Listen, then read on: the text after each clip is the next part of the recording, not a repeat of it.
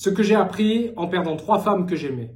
Salut, c'est Tony. Dans cette nouvelle vidéo, je vais te partager 3 histoires très personnelles.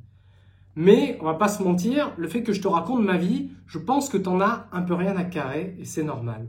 Le but réel de cette vidéo, c'est surtout de te partager des leçons de ce que j'ai appris à travers mes différentes ruptures, pour que ça puisse t'aider si toi-même tu es en ce moment en train de vivre une séparation difficile.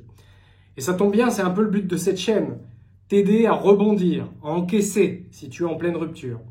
T'aider à récupérer ta confiance en toi, éventuellement récupérer ton ex si c'est ce que tu souhaites, et en tout cas devenir la meilleure version de toi-même. Si jamais tu veux aller plus loin, sache qu'il est aussi possible de télécharger gratuitement un guide offert. C'est le dernier livre que j'ai écrit qui s'appelle les 7 erreurs à éviter après une rupture. Le lien pour le télécharger est dans la description de cette vidéo. Évidemment, les histoires que je vais partager, je ne vais pas rentrer dans les détails et je vais cacher quelques détails personnels, on va dire, qui permettraient d'identifier les personnes dont je parle. Le but, c'est de respecter leur intimité aussi. On va commencer tout de suite avec la rupture numéro 1, avec une leçon importante. La vie, ça peut s'arrêter à n'importe quel moment. Les rêves que tu as, si tu ne te mets pas en chemin maintenant, si tu ne décides pas de faire quelque chose pour réaliser tes rêves maintenant, il y a de grandes chances que tu meurs avec des regrets. C'est la leçon que cette rupture numéro 1 m'a apprise. Pour poser un peu le contexte, ça faisait 9 ans et demi que j'étais en couple avec cette femme.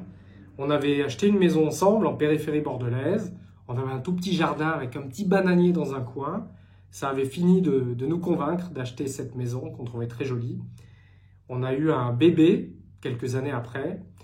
Et au bout de 9 ans et demi, elle a décidé de me quitter. À l'époque, j'avais ce qu'on appelle un état d'esprit bloqué, limité. Et ça, c'est une leçon importante que je veux te partager aussi. Qu'est-ce qu'un état d'esprit limité? C'est quand tu crois que ton identité, c'est quelque chose de figé. Que tu crois que tu es incapable de changer. Mais tu le crois très très fort. Et c'est le problème de cet état d'esprit limité. Tu ne te rends pas compte qu'il est possible de penser autrement. Et tu ne te rends pas compte de ce qu'il est possible de se produire si tu te mets à changer ton état d'esprit. L'état d'esprit limité, c'est d'être convaincu que tu ne peux pas changer, que tu es comme ça et pas autrement, et que c'est difficile pour toi d'apprendre de nouvelles choses. C'est difficile pour toi de changer tes habitudes. C'est difficile de faire de nouvelles choses. Tu es tellement convaincu d'être figé que tu laisses complètement tomber toute possibilité de croissance personnelle. Quand tu vis de cette manière, ça n'est pas très agréable d'une part, et surtout tu as l'impression de revivre en permanence les mêmes épreuves, les mêmes échecs, les mêmes situations. Pourquoi? Parce que le système d'exploitation que tu utilises pour fonctionner dans ta vie comprend les mêmes erreurs. Et comme tu ne corriges pas ces bugs en évoluant, tu fais face aux mêmes situations encore et encore. Quand cette femme a décidé de me quitter, ça a fait l'effet d'un choc énorme pour moi, mais ça m'a réveillé. Ça m'a fait réaliser qu'on n'avait qu'une vie. Je pense que tu connais peut-être cette phrase de Confucius qui dit que notre deuxième vie commence à partir du moment où on réalise qu'on n'en a qu'une. C'est vraiment ce qui s'est passé avec cette séparation. J'ai tellement été choqué, comme je ne m'y attendais pas, et que cette séparation a eu des implications énormes. On a été obligé de vendre la maison. J'ai vraiment vu ma famille, mon entité familiale s'éclater devant mes yeux. Ça a été vraiment très dur. J'avais du mal à dormir, j'avais du mal à manger. J'ai dû manger 3 compotes pommes-poires en l'espace d'une semaine. Et à l'époque, je pouvais me le permettre parce que j'étais en énorme surpoids. Je ne faisais pas attention vraiment à ce que je mangeais très mal, j'avais une mauvaise hygiène de vie. Je n'avais pas de discipline personnelle, je n'avais pas de principe personnel. Et je n'avais pas énormément confiance en moi. Donc quand cette séparation a eu lieu, ça m'a mis une tarte dans la gueule et ça m'a réveillé. Comme j'ai vu au bout d'une semaine que j'avais mangé 3 compotes, que j'avais perdu un peu de poids, forcément, j'ai décidé, c'est une réaction que j'ai eue, de me mettre au sport. Je me suis décidé à retourner à la salle de sport. J'avais une carte, un abonnement que je payais, mais j'y allais pas. Cette fois, j'ai décidé d'y aller très sérieusement. La salle de sport, ça a été un endroit où j'ai pu me défouler. J'étais tellement rempli de rage, de colère, de frustration, que c'est un endroit où j'ai pu utiliser cette souffrance, cette colère, pour faire quelque chose de bon pour moi, à savoir perdre de la masse grasse, développer de la masse musculaire, et je n'ai jamais arrêté. J'ai toujours fait du sport depuis 10 ans maintenant, grâce à cette séparation. La deuxième chose que cette séparation m'a poussé à faire, c'est à me mettre dans la direction de mes rêves, mes vieux rêves, ceux que j'avais enterrés. Et c'est peut-être ton cas. Il y a peut-être des choses que tu as complètement mis de côté, que tu as oublié, omis. Tu as simplement accepté, tu as abdiqué. Tu t'es dit oui, ou alors tu t'es dit plus tard, je me mettrai à réaliser mes rêves et à ce qui compte vraiment pour moi plus tard, un jour, on verra. Pour l'instant, j'ai le temps. C'est important de se rappeler que le temps et le fait qu'on ait une vie à disposition, il n'y a rien de garanti là-dedans. À n'importe quel moment, cette expérience peut s'arrêter. Et c'est ce que ça m'a fait me rappeler, cette séparation. Ça m'a fait prendre conscience de la fragilité des choses, la fragilité des relations, la fragilité de la vie au sens large. Donc, tu n'as pas envie de passer toute ta vie à accumuler des regrets. Tu n'as pas non plus envie de passer toute ta vie à imaginer que tu pourras atteindre tes rêves, vivre ce à quoi tu aspires vraiment plus tard. Plus tard, c'est un piège. Plus tard n'est pas garanti. Et une petite leçon supplémentaire, c'est que toutes les relations, qu'elles soient amicales ou amoureuses, demandent du soin constant. Quand tu commences à prendre pour acquis une relation, ou ne serait-ce que sa vue, par exemple.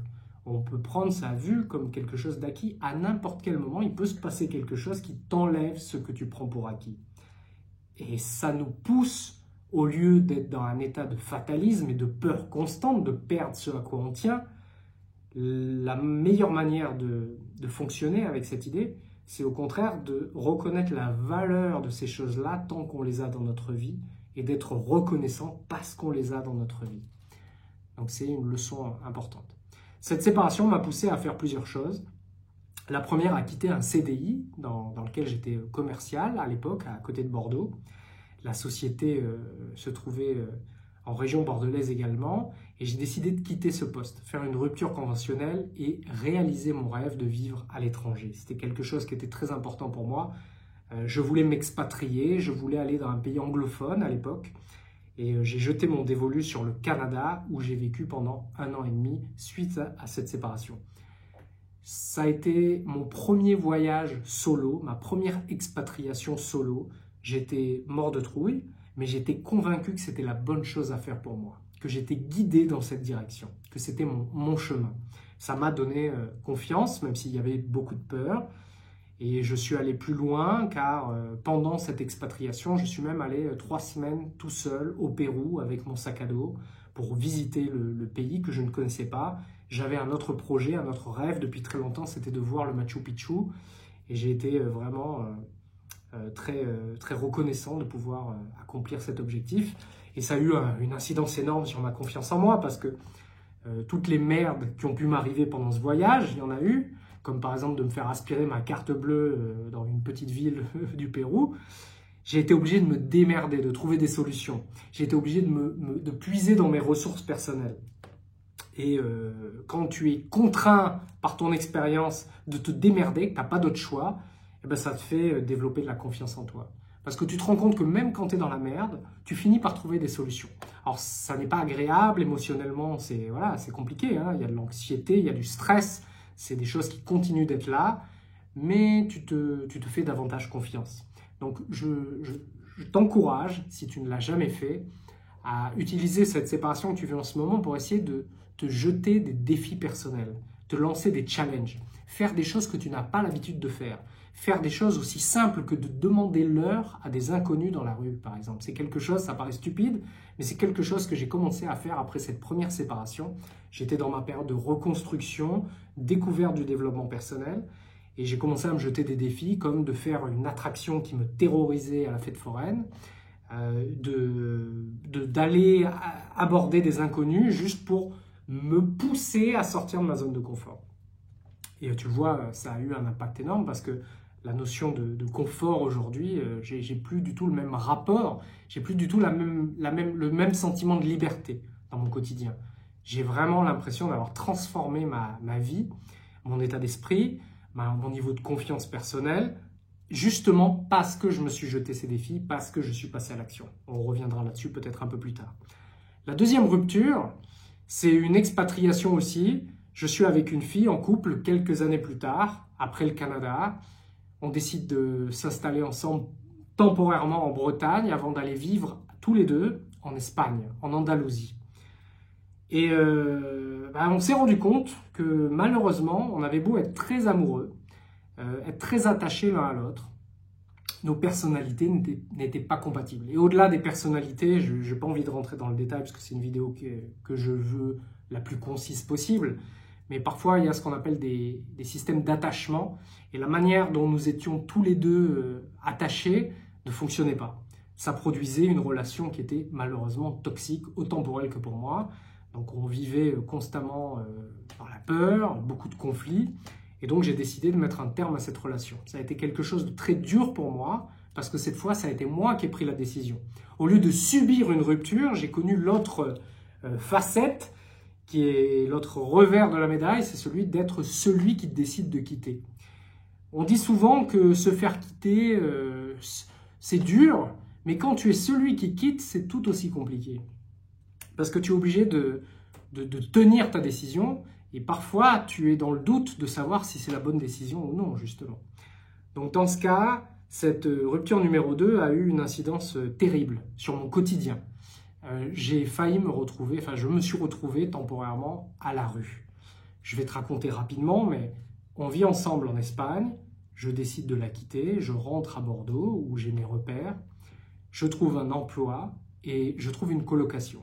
La colocation était hors de prix. Je me trouvais sur les quais de Bordeaux. Le boulot était absolument naze. Mais je serre les dents. Je sais que je suis dans une situation qui est compliquée. À ce moment-là, je n'ai pas beaucoup d'argent de côté. Je me dis qu'il faut que je travaille pour payer mon loyer et me remettre à flot. Je sais que je suis dans un état émotionnel qui est compliqué. Ce n'est pas ma première rupture. Et donc, je décide de tenir bon. Pourtant, au bout d'un moment, je ne tiens plus. Je ne suis pas capable d'encaisser séparation amoureuse, plus revenir d'un boulot traditionnel, on va dire, comme celui que je faisais à ce moment-là. Donc, j'appelle ma mère au secours. Je lui explique que je vais laisser mon appartement, que je vais quitter le job, et je lui demande temporairement de me laisser la possibilité d'être hébergé chez elle. C'est ce qui se produit. Malheureusement, la relation entretenue avec ma maman est très compliquée, et depuis plusieurs années, c'est le cas. La stabilité de ma maman n'est pas très importante, on va dire, et cette cohabitation tourne au drame. Ma mère me fout dehors au bout d'une semaine et je me retrouve à la rue. Je n'ai plus d'endroit où aller, je n'ai pas de famille directe, pas d'amis chez qui je peux aller loger à ce moment-là, et je me trouve à Agen, en région sud-ouest. Je décide de me démerder à nouveau et je trouve un foyer de jeunes travailleurs. Je suis malheureusement trop vieux normalement pour y avoir accès, mais j'arrive à convaincre le directeur qui me dit que temporairement, vu que ma situation est très critique, il va me laisser la possibilité d'être logé dans cette chambre d'un foyer de jeunes travailleurs à Agen. Alors je leur remercie encore aujourd'hui. Ça a été une main tendue qui m'a beaucoup aidé. J'étais dans une période très difficile. On se rend compte que quand on est dans une gestion de ses finances qui n'est pas optimale, c'est une leçon que j'ai apprise à ce moment-là, on le paye cash. Donc je me suis retrouvé dans cette chambre qui faisait 8-9 mètres carrés à peu près, qui sentait la transpiration. Le matelas était dégueulasse, il y avait, les murs étaient abîmés, il y avait un tout petit frigo, il n'y avait pas de cuisine, il y avait juste une petite salle de bain avec des toilettes et une douche. Et je me trouvais dans une zone industrielle pas très jolie, à Agen. Déjà qu'Agen, ce n'est pas une ville que je trouve très jolie. Là, c'était encore pire. Je connaissais personne à Agen. Et je me retrouve dans cette chambre avec cette séparation amoureuse. Donc, me faire foutre dehors par ma mère, donc conflit avec ma famille. Et séparation amoureuse avec cette fille que j'ai quittée et que j'aime encore, tu vois. Je décide de me battre. Je décide de serrer les dents, de tenir bon et de me démener pour trouver une solution. Et en fait, à ce moment-là, je me dis, je vais écrire et je vais être publié. Je décide d'écrire un nouveau livre qui s'appelle « Deviens la meilleure version de toi-même », dans laquelle je partage mes meilleures leçons de développement personnel à ce moment-là. J'explique comment on peut développer sa confiance en soi, avoir un bon niveau d'énergie et développer de la résilience. Et c'est pour moi le fait d'être en train de traverser ce que je traverse, j'ai envie de l'appliquer. Donc j'applique tous mes conseils. Je continue à aller au sport, je continue à avoir autant que possible une bonne hygiène de vie. Je suis obligé de marcher des kilomètres pour aller au Lidl faire des courses. Je ne peux pas cuisiner, je bricole, c'est une catastrophe. Et cette situation dure plusieurs mois. Je termine l'écriture de mon manuscrit, je publie le livre moi-même sur Amazon et j'envoie le manuscrit à 2 maisons d'édition. Une des 2 maisons d'édition me répond le lendemain. J'ai un appel téléphonique avec la directrice de la maison d'édition. Elle m'apprend qu'elle veut publier mon livre chez donc Guy Trédaniel, puisque le livre a été publié chez Guy Trédaniel il y a quelques années, juste avant le Covid. Et j'ai été publié. Être publié était mon rêve de petit garçon. Mon livre s'est retrouvé et se retrouve encore dans les librairies en France et en francophonie. Donc ce qui est incroyable, c'est une des leçons de cette deuxième rupture, c'est que toutes les histoires, même s'il y a de l'amour, ça ne veut pas dire que l'histoire va fonctionner. La deuxième chose, la deuxième leçon, c'est que il faut passer à l'action. Il ne faut pas rester dans sa merde. Il ne faut pas, voilà, on a le droit de pleurer, on a le droit d'avoir des émotions difficiles, on a le droit d'être déprimé, de ne pas avoir beaucoup d'énergie, et tout ça, je connais, mais il ne faut pas baisser les bras. Tu n'as pas le droit de baisser les bras. Mais ce n'est pas juste, tu n'as pas le droit vis-à-vis des autres, tu n'as pas le droit parce que ton ex, tu n'as pas le droit vis-à-vis de toi-même de te laisser tomber. Tu n'en as pas le droit. Donc tu dois te battre avec tes armes, avec tes ressources, utiliser toutes les ressources que tu as en ce moment. Même si tu n'as pas d'argent, tu as un cerveau qui est capable de trouver des idées, d'être créatif, de trouver des solutions. Ne te laisse pas tomber, ne baisse pas les bras. Continue de te battre. Donc mon livre a été publié, ça a été une nouvelle incroyable pour moi, parce que vraiment, j'insiste, c'était mon rêve de petit garçon. La deuxième chose qui s'est passée, c'est que j'ai eu de l'argent grâce à l'achat de mon manuscrit, l'achat des droits de mon manuscrit, et j'ai décidé de partir m'expatrier en Thaïlande tout seul, parce que j'avais découvert que la Thaïlande était un endroit privilégié pour les digital nomades, donc les personnes qui travaillent en ligne.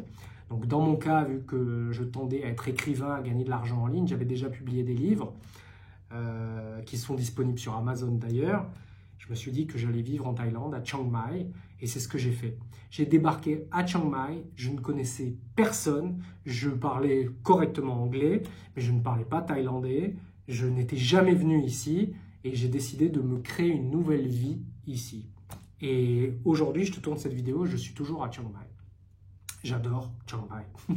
Je te recommande, si jamais tu n'es jamais venu en Thaïlande, de visiter un jour dans ta vie Chiang Mai, qui se trouve dans le nord de la Thaïlande. C'est une très jolie ville, très agréable, très paisible.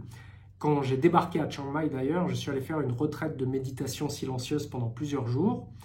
L'équivalent un peu de la retraite du Bouddha, ce qu'on appelle Vipassana, sauf que Vipassana c'est 10 jours, et là c'était vraiment la version courte, où tu médites à peu près 5 heures par jour, 4-5 heures par jour. Ça m'a fait beaucoup de bien, et c'est ce que je t'encourage aussi à faire, prendre soin de ton état d'esprit, mettre en place une pratique de méditation méditative si tu ne le fais pas déjà. En tout cas, t'intéresser à la pleine conscience, tu vas voir, ça va énormément t'aider, et je compte sur la chaîne. Il y a déjà des vidéos qui existent, hein, un guide de méditation, mais voilà, on en reparlera plus tard. Donc je débarque en Thaïlande. La troisième rupture, on est sur Tony vit en Thaïlande, il rencontre une demoiselle qui est de passage, qui est en vacances, et il tombe amoureux, et ils décident de s'installer ensemble en Espagne pour revenir ensuite s'installer en Thaïlande tous les deux. Cette séparation, ça a été définitif. C'est encore une fois moi qui ai dû prendre la décision. J'ai été face malheureusement à quelqu'un qui avait un niveau d'intégrité proche de 0. Malheureusement, on fait des erreurs, on manque parfois de discernement. Et je me suis rendu compte qu'en termes de loyauté, d'intégrité, cette personne n'était pas celle que je croyais. J'étais tombé amoureux d'une version d'elle-même qui n'existait que dans mon esprit et qui n'était pas la vraie personne. Ça arrive si tu as déjà été trahi, trompé, si on t'a déjà manipulé, si on t'a déjà raconté des histoires. Peut-être que tu résonnes avec ce que je te partage aujourd'hui, mais ça a été mon cas. Cette troisième rupture m'a mis face à ce type de situation. Donc ça a été très choquant, évidemment. Comment est-ce que j'ai rebondi? Je me suis retrouvé, donc j'étais dans cette maison. Comment est-ce que j'ai rebondi? La première chose, c'est que j'avais un combat de boxe thaï qui était programmé. Je suis allé au bout de mon entraînement et je me suis focalisé à nouveau sur le sport et sur mes entraînements de boxe. J'ai mené à bien ce combat et je referai une vidéo sur la chaîne qui sera consacrée exclusivement au récit de ce combat de boxe thaï, mon premier combat pro de boxe thaï à Chiang Mai en Thaïlande. La deuxième chose, c'est que j'ai décidé d'accomplir un rêve que j'avais depuis longtemps, d'utiliser cette séparation et toutes les émotions difficiles que je pouvais ressentir à ce moment-là pour améliorer mon quotidien, améliorer ma vie, réaliser un vieux rêve, me mettre à la moto. C'est quelque chose que tu peux faire aussi, utiliser cette séparation pour te mettre en quête d'un objectif que tu as, mais que tu as mis de côté depuis des années, par exemple. J'ai également lancé, après cette troisième rupture, un projet entrepreneurial et je suis aujourd'hui cofondateur d'une société qui s'appelle The Green Athlete, donc l'athlète vert en français, qui est une société de livraison de plats végétariens et véganes pour les athlètes et les sportifs ici à Chiang Mai. Donc on a une équipe, on fait des plats élevés en protéines, donc pour les sportifs, que nous livrons chaque semaine à des centaines de personnes ici à Chiang Mai. C'est un très joli business qui est en pleine croissance, qui me demande beaucoup de temps et d'énergie, qui me demande de développer aussi des compétences entrepreneuriales que j'avais ou en tout cas qui n'étaient peut-être pas encore assez développées. Donc ça me force à vraiment avoir la posture d'un chef d'entreprise. Et évidemment, en termes de croissance personnelle, c'est assez fabuleux. Donc aujourd'hui, c'est cette personne que tu as face à toi. Quelqu'un qui a envie de te tendre la main, quelqu'un qui s'est complètement transformé. Ça ne veut pas dire que je sois parfait, ça ne veut pas dire que je n'ai pas encore des défauts, ça ne veut pas dire que je sois arrivé à un certain niveau où je ne peux plus ni rien apprendre, ni rien faire de ma vie. Je veux simplement te dire qu'on peut tellement changer quand on le décide. On peut changer sa vie, on peut changer son quotidien. Aujourd'hui, je vis en Thaïlande. Donc c'était l'un des objectifs que j'avais, vivre à l'étranger. Je parle couramment anglais, je parle couramment espagnol, je parle également thaïlandais, même si je ne veux pas dire couramment.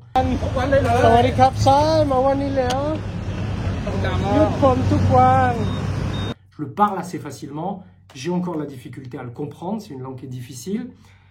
En termes de sport, de performance physique, je pense être aujourd'hui à un de mes meilleurs niveaux, alors que j'ai 38 ans. Et j'ai envie que ça t'inspire.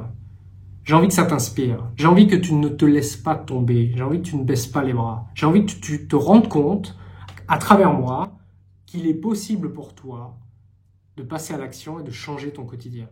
Ça ne veut pas dire me copier ou obtenir les mêmes choses que moi. Ça ne veut pas dire que tu vas devoir te lancer dans un business ou devenir écrivain. Ça ne veut pas dire qu'il faut que tu te mettes absolument à faire de la boxe thaï. Ce que ça veut dire, c'est que tu as ton propre chemin. Mais que ce chemin-là, c'est un choix, c'est une invitation de la vie. Tu peux transformer ta séparation amoureuse en bénédiction à condition de le décider. À condition de mettre en place des micro-habitudes, de nouvelles mini-habitudes, ce que j'appelle les mini-habitudes. À condition de changer ton état d'esprit et d'embrasser pleinement l'état d'esprit de la croissance personnelle.